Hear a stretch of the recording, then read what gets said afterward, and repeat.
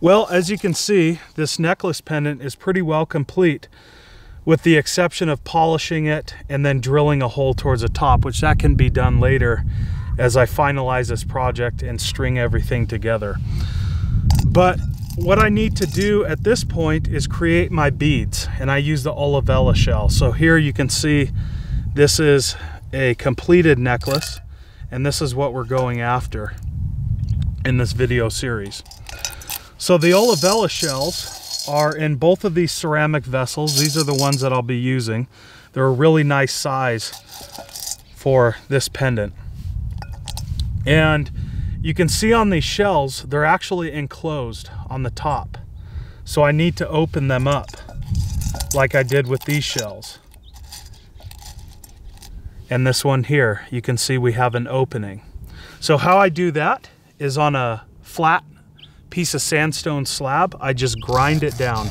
You don't want to use something too abrasive, because with these shells you can go way too far too fast. And you can see we already have that opened up. I'll just do a little bit more grinding, and that should be good right there. So how many do I want to grind? I usually go about 65 or 70. On this necklace, there's 64 shells total. So 65 plays it safe.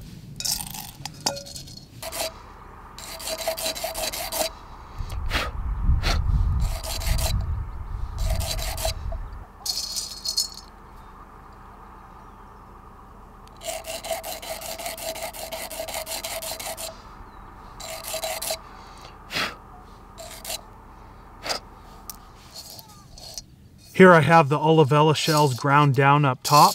I have a nice wide opening, so when I'm ready, I can lace these onto the necklace. At this point though, I need to bake these shells. The original examples were gathered white, but they were also baked. By baking the shells, we can change and manipulate the color. So these shells here, you can see they're quite dark. They have kind of a brown to purple tinge, whereas these shells are white, a beautiful white color, and that's what I'm after, just like the original examples. So this process really doesn't take long, anywhere from an hour to an hour and a half. The most important part though is slowly raising the temperature. We don't want to throw these shells in at a high heat because they're cold, and when they're cold, exposed to a high temperature right away, we risk the chance of them blowing up. So by slowly raising the heat, we won't have a problem. Well, here I have the shell baked. You can see I have this beautiful white color. I didn't get any breaking whatsoever. Everything turned out excellent, and I'm pleased with the results. So the way that I can further explain this process of baking the shell is it's somewhat similar to firing pottery. So I place the shell inside of the bowl, I create fire by friction, and then I scoot the bowl closer and closer to the fire. Once the fire has died down and I have a hot bed of coals, the bowl goes directly onto the coals, thus obtaining the results that I was looking for. I also went ahead and finalized this pendant. You can see I drilled a hole up top with a stone bit, and then I polished it with this pine salve. Now I really like this pine salve. It tends to last, but you can also use the oils on your face or even animal fat. So at this point, we'll finish up this project and I'll string everything up. I'll show you how to do that right now. The way that I string these up, it's really not that difficult. First is the pendant. So I crease the center of the rope, which is locally grown organic cotton, and it's further dyed, and I just feed it through the center.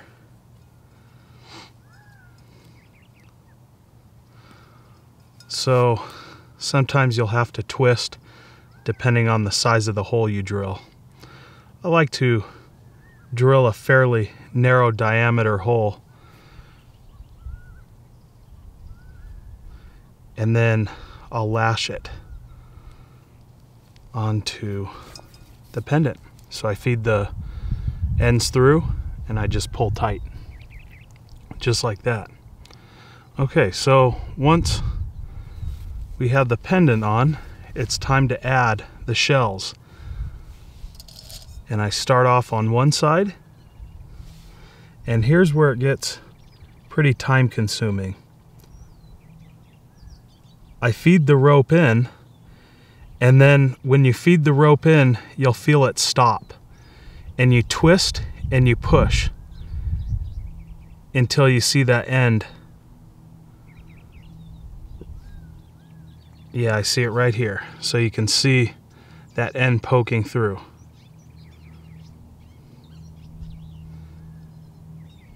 Okay, so then I pull it down.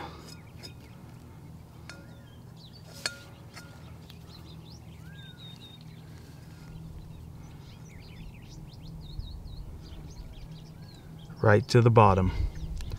So now that I have one on this side, I alternate and I go on this side.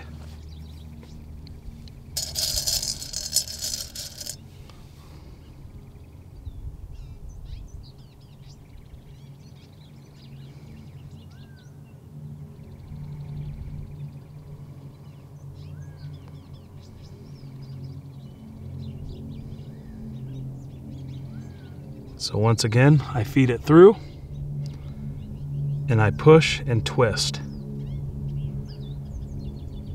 I see the rope peeking through the top. I keep pushing it until I can grab it. And slide it down. It really helps by waxing the cotton. Okay, so we have two added. I grab a shell.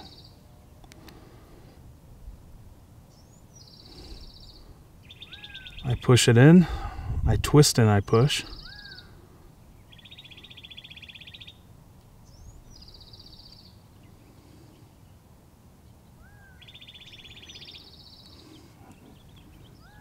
Grab that end and push the shell down to the base.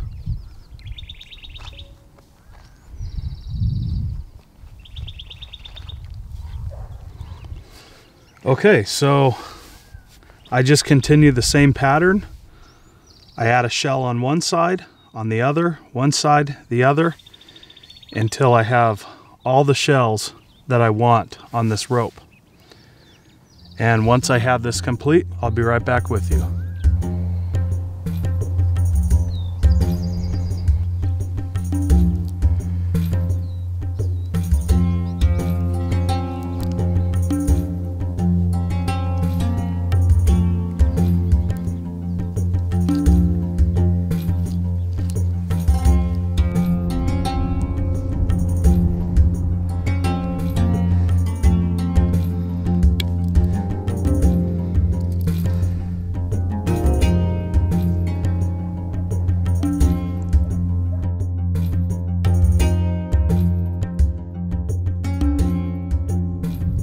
All right, folks, so this necklace is now complete. The final product I'm very pleased with. I have my olivella shells laced around, the argillite at the bottom, and it's all held together with this cotton rope. So I'll be wearing this for quite some time. If you're interested in purchasing a necklace like this, I do sell them on my website. That is primitiveliFways.com. As always, if you have any questions about this necklace, feel free to email me. That is jeff@primitiveliFways.com. And with that, folks, I do appreciate you joining me for this video series. If you enjoyed it, help us out. Give us a thumbs up, subscribe to the Primitive Lifeways channel on YouTube, and share this video throughout social media. It really helps us to grow and expand. And most important, it helps us reach a wide, diverse audience. So with that, I'm Jeff with primitiveliFways.com, and we'll catch you in the next series. Thanks for watching.